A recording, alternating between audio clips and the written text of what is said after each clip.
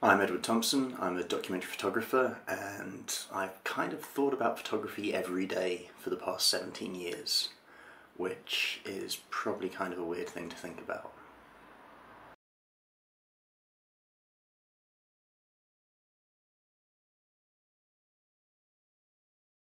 What is photography to you?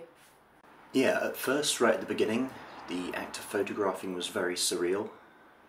Do you remember how amazed you were when you first saw a photograph? That freezing of a moment in space and time forever.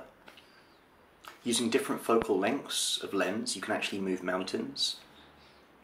A portrait of someone never changes and never ages, and yet also a photograph can show the passing of time. Was it always this way? In the beginning, it was a lot of street photography, and really getting into the idea of trying to find kind of happy accidents, kind of very strange, surreal, synchronistic moments.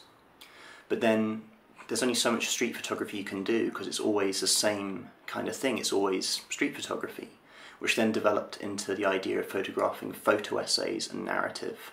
And that's when it started to get interesting, because I saw through narrative the ability for photography to change the world.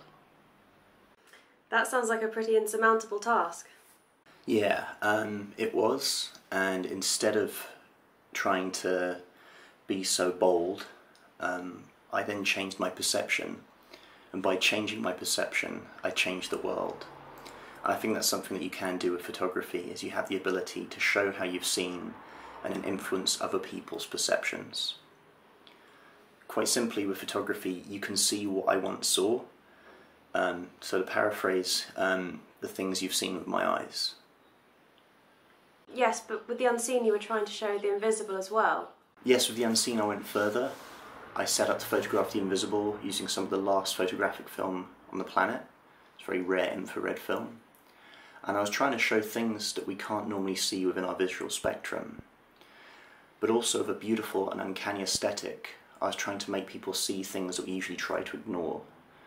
The various chapters in the book cover things such as disease, flooding, radioactive fallout, climate change, and even death itself. So again, there's that weird disconnect in that these are things which people try not to look into or even look at, and yet here I am creating very kind of beautiful fetishized images of this work. So in a way, making that book has changed the world by changing other people's perceptions. Who knows? If I really had to speculate, if I really wanted to just run with this, then maybe by collecting all of those different apocalyptic narratives into one tome, this tome of a book, they've been kind of purged from our reality. It's like, some doomed parallel world that's not actually our own.